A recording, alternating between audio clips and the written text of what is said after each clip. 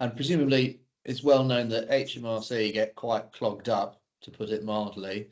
So presumably there's quite a big time frame with these investigations Well, potentially.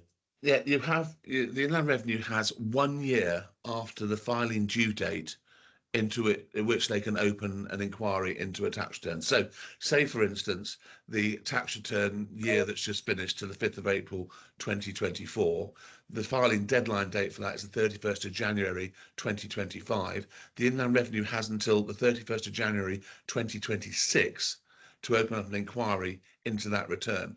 Now, the client may think, well down into that period, well, everything's gone in, I've got nothing to worry about. And then all of a sudden, an inquiry comes through. Quite often, you see a flurry of activity from the Inland Revenue in January for Yeah. inquiries into the previous tax year because they know that they are coming up to their deadline. So they're looking to put in a protective inquiry notice so that they haven't missed their boat. So yes, you do have to wait quite a long time, and ditto with limited companies, where a limited company needs to file a corporation tax return within 12 months of their year end.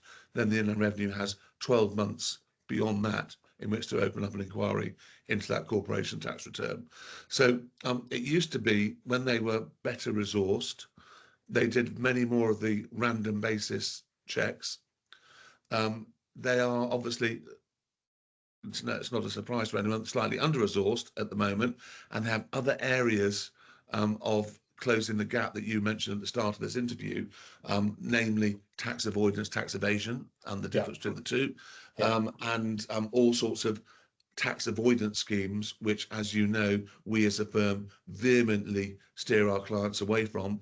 So those other methods are ways that they will look at closing that gap.